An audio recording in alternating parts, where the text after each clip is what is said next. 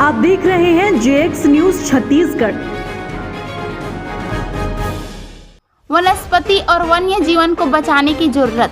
अंतर्राष्ट्रीय जैव विविधता दिवस पर निकाली गई रैली।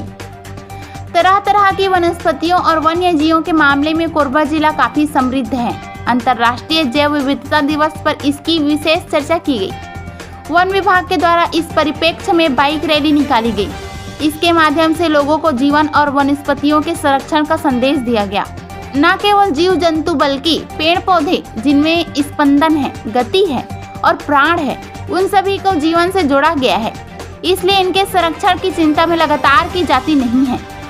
अंतर्राष्ट्रीय जैव विविधता दिवस को मनाने के पीछे यही उद्देश्य है। 22 मई को देश और दुनिया के विभिन्न देशों में यह दिवस अलग अलग तरीके से मनाया गया। इस दौरान जैव विविधता के खजाने की सुरक्षा का संकल्प लिया गया और इसके महत्व को रेखांकित किया गया। छत्तीसगढ़ के महत्वपूर्ण कोरबा जिले में भी वन विभाग के द्वारा अंतर्राष्ट्रीय जैव विविधता दिवस पर कोविड-19 के नियमों अंतर्गत औपचारिक आयोजन हुआ। वन मंडल कार्यालय से एक बाइक रैली निकाली गई, जिसे डीएफओ प्रियंका पांडे ने हरी झंडी दिखाई। रैली में वन विभाग के अधिकारी, कर्मचारियों के साथ साथ वन संरक्षण को लेकर काम करने वाले लोगों ने अपनी मौजूदगी दर्ज कराई। रैली के साथ शामिल लोग अपने हाथों में वनस्पति और जीवन को बचाने से संबंधित तख्तियां लिए हुए थे। इसके माध्यम से आम लोगों को जागरूक करने का प्रयास किया गया।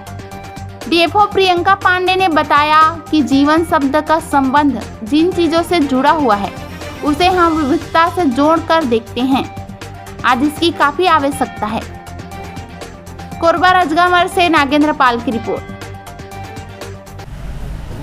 हम जैव विविधता दिवस के बारे में बताएंगे। आज आपका रैली निकला कहाँ से कहाँ? अंतर्राष्ट्रीय जैव विविधता दिवस 22 मई 2021 की आप सभी को शुभकामनाएं। और हम लोग कोरबा वन मंडल की तरफ से आज एक रैली रखे थे, जिसमें हमारे सारे स्टाफ के साथ हम लोगों को ये संदेश देना चाहते थे कि आपको हमारे साथ मिल करके जैव विविधता को बचाए रखना है, क्योंकि कोरबा वन मंडल अपने आप में जो है एक बहुत बड़ा बायोडाइवर्सिटी का सोर्स एरिया है, जहाँ पे हमको फ्लोरा और फौना दोनों की डाइवर्सिटी देखने को मिलती है। हमारे यहाँ मेडिसिनल प्लांट की बहुत सारी वैरायटीज़ पाई जाती हैं। कई ऐसी वैरायटीज़ भी हैं जो और कहीं नहीं मिलती। इसी प्रकार जब हम फौना की बात करते हैं तो हमारे पास ऐसे ऐसे सांप हैं जो और कहीं नहीं मिलते। कोरबा प्रसिद्ध है अपने किंग कोबरास के लिए। किंग कोबरा इस समय जो है भारत में सबसे ज़्यादा कोरबा में ही दिखाई दे रहा है। हमारा जो लेमरू का एरिया और बताती का एरिया है, वहाँ पे हमको बहुत अधिक संख्या में किंग कोबरा मिले हैं।